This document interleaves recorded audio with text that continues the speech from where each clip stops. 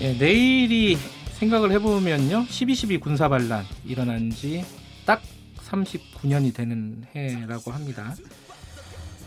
12.12 군사반란 이게 굉장히 우리가 익숙한 이름들이 많이 등장하는 사건이에요.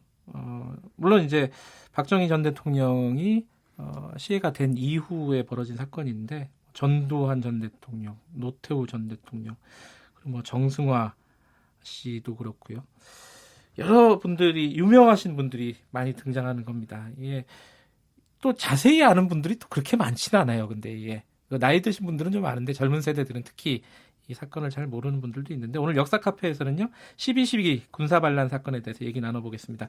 한국 현대사의 아이콘 반헌법 행위자 열전 책임 편집인 성공회대 한홍구 교수님 나와 계십니다. 안녕하세요. 예, 안녕하십니까. 총론으로 얘기하면 12.12 군사반란 어떤 사건입니까? 예, 1979년 12월 12일에 전두환과 노태우를 중심으로 한 신군부가 그 하나의 세력이죠. 예. 저기 최규하 대통령의 승인 없이 계엄사령관인 정승화 대한민국 육군참모총장, 정병주 특전사령관, 그리고 장태현 수도경비사령관 등을 체포하고 정권을 장악해 나가는 그런 과정이었습니다. 그러니까 이게 12.6 그러니까 예. 박정희 전 대통령이 시해된 그 사건 이후에 벌어진 거잖아요. 예, 그렇죠. 만 2달이 안 돼서 벌어졌는데 그 당시에 상황이 어땠길래 그 전두환 전 대통령 당시에 소장이었잖아요. 예, 예. 보안사령관이었는데 최고 책임자인 육구참모총장, 계엄사령관 예. 정승화 씨를 체포를 했던 사건이잖아요. 예, 예. 이게 어떻게 가능했던 거예요? 이게? 근데 이제 그 유신 체제라는 특수한 그런 그 폭압적인 정치 상황을 이해해야 하는데요. 예. 육군 소장이면 계급이 낮아 보이지만요. 그 위로 이제 높은 사람들이 그렇죠. 아주 많이 있지만 실제 보안사령관이라는 직위가 아주 특별한 직위입니다. 그 당시의 권력의 핵심 권력기관인데요. 네. 그 12.6 사건이라는 게 이제 그 당시에 그 상황을 들여다보면은 유신이라는 아주 그 폭압적인 정치 상황에서 네. 권력 서열 1번, 2번, 3번, 4번, 즉 대통령, 중앙정보부장, 경호실장, 비서실장이 모여서 술 먹다가 총질을 하는 사건이거든요. 예. 이제 그렇게 돼서 1, 2, 3, 4번이 다 유고가 돼버렸으니까 예. 5번과 6번에 권력이 쏠릴 수밖에 없었는데 아하. 실제 권력 서열 5위를 육군참모총장이라고 한다면 네. 6위쯤이 보안사령관이죠. 예. 그런데 이 육군참모총장은 계엄사령관이 됐으니까 이제 공식적인 정권을 장악했다면 그 보안사령관은 계엄사 합동수사본부장이 되면서 이 중앙정보부가 밑으로 들어옵니다. 중앙정보부는 계엄사를 견제할 수 있는 유일한 기구인데 그 중앙정보부 수장인 김재규가 총을 쐈기 때문에 역적기관이 되어버렸고요. 그다음에 검찰과 경찰이 들어오니까 하나만 쥐고 있어도 막강한 기구인데 그게 다 한 사람의 손에 들어왔어요. 네. 그렇게 되니까 이제 그 전두환이 또 야망이 있는 군인이고 딴 생각을 한다 하는 게 그 보이니까 그 이 계엄사령관이 전두환을 인사조치를 하려고 했습니다. 서울에서 멀리 떨어진 동해경비사령부로 발령을 내려고 했는데 딴짓 못하게요. 예. 예. 그랬더니 그 이제 뭐 요새 그 학생들 흔히 하는 말로 그 전두환 측에서 선빵을 날린 것이죠.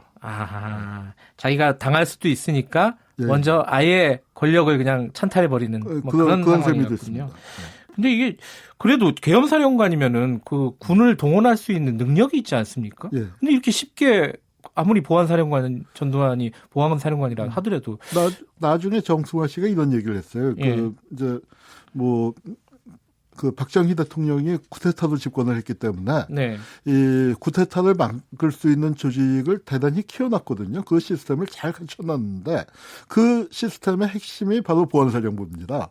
지금의 기무사의 전신이죠. 예. 그러니까 그 쿠데타를 막아야 할 그 세력이 예. 쿠데타를 일으키니까 속수무책이더라. 그런 얘기를 한 적이 있었습니다. 쿠데타를 막아야 될 어떤 조직이 오히려 네. 쿠데타를 일으켰다. 주도했다. 그러니까 그걸 막을 수 있는 유일한 길은 이제 보안사관대가 신경망을 장악하고 있지만 실병력은 뭐 거의 없으니까. 그러니까요. 예, 그걸 뭐 그 수경사라든가 그런 병력을 동원해서 그 강제 진압하는 건데 예. 그러면은 서울이 불바다가 되고 유혈 사태가 벌어지고 또 지금과는 달리 지금은 남북 관계에서 이제 남쪽의 국력이 북쪽을 압도하지만 예. 그 당시만 하더라도 남쪽이 북쪽을 앞서기는 했지만 네. 뭐 압도하거나 그럴 정도 아니고 군사적 면에서는 뭐 북쪽이 막강했었으니까요. 그러니까 또 휴전선에서 이제 어떤 그 네. 특이 상황이 있을 수도 있고 하니까 이제 아마 그 군부 쪽에서 이러지도 저러지도 못하다가 이제 전두환에게 당한 것이 됐죠. 당시 이제 정승화 계엄사령관은 어떤 명분으로 체포가 된 거예요? 뭐라도 명분을 예, 내세웠을 그렇죠. 거 아니에요? 전두환 측에서요? 그러니까 이 정승화 씨가 김재규하고 친했어요. 아하. 그래서 그 이제 12.6 당일날 네네. 김재규가 정승화를 불러서 궁정동의 다른 방에 네. 대기시켜놓고 밥을 먹자고 불렀는데 각하가 찾으신다 해서 이제 자기는 왔다 갔다 하면서 그러니까 대기시켜 놨는데 네. 그러니까 이게 김재규하고 짠 게 아닌가 이제 상황은 그렇지만 네. 그렇게 볼 수가 있는 측면이 있었지만 사실은 김재규를 체포하는 데 1등 공신이 정승화입니다. 그 그래요? 사건이 터지고 난 다음에 김재규가 중앙정보부로 정승화랑 차를 같이 타고 중앙정보부로 가려고 했는데 그때 중앙정보부로 들어갔었으면서 김재규가 거기서 국무위원들을 소집했었으면 거기 네. 지하본부에서 그러면은 이게 김재규의 뜻대로 상황이 전개될 가능성이 농후했는데 네. 그 정승화가 이게 북한 휴전선 동향도 있으니까 육군본부로 갑시다. 그때는 예. 정승화는 김재규가 그 범인이었는지는 모르는 상황에서 그랬습니다. 예. 그래서 육군본부로 갔기 때문에 상황이 이제 달라졌고 정승화는 김재규가 범인이었다는 걸 알아차린 다음에 헌병을 동원해서 김재규를 체포해서 전두환에게 보안사령관에게 보내라. 그 합동수사본부장에게 보내라. 이제 그렇게 명령을 했기 때문에 누가 봐도 사실은 그 김재규하고 공모했다고 볼 수 있는 건 아닌데 전두환이 권력을 장악하기 위해서 이제 그 부분을 치고들어서 조사할 게 있다. 이제 이렇게 밀어붙인 거죠. 억지로 약간 공모자로 몰아붙인 네, 거군요. 그렇습니다.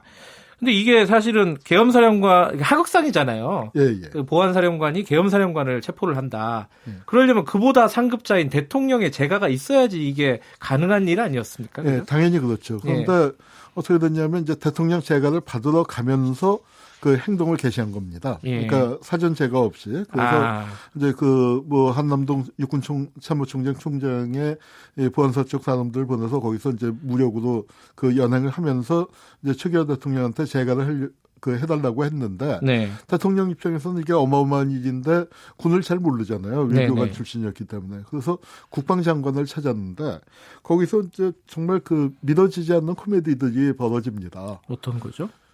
총소리가 나니까 예. 국방장관이 도망가 버렸어요. 그 육군참모총장 군관하고 국방부 장관 군관이 붙어 있었는데 빵빵빵 총소리가 나니까 이게 정말 어이없는 상황이죠. 국방부 장관도 군인이잖아요. 육군 참모총장 출신입니다. 육군 대장 출신인데. 근데 총소리 난다고 도망갔어요. 총소리 난다고 숨어버려서 대통령하고도 연락이 끊어져 버린 그런 황당한 상황이 벌어졌습니다. 그러니까 네. 최규하대로 그냥 나 몰로 하고 그냥 있다가 나중에 이제 상황이 정리되고 정리됐다는 게 그렇게 되니까 누구도 이제 강경 진압을 할 수 있는 그 책임을 지고 그런 명령을 내리지 못하는 상황이 되어버렸죠. 그러니까 그 행동을 개시한 전두환 측에게 상황이 유리하게 돌아갔고 그제서야 국방장관이 나와갖고 최규한테 결제하십시다 해갖고 그 사후 결제가 이루어진. 그래서 대통령 사인을 받긴 받았지만 그거는 이제 사실은 그러니까 의미가 없는 것이고 실제로는 무력으로 군사 반란으로 집권을 하게 된 겁니다. 그 당시에 이제 그 쿠데타 세력들을 제외한 나머지 정치권들이 굉장히 무능력하고 무기력했군요. 그러니까 실제 이제 사실 거기서 책임을 져야 할 사람은 최규하였는데, 네.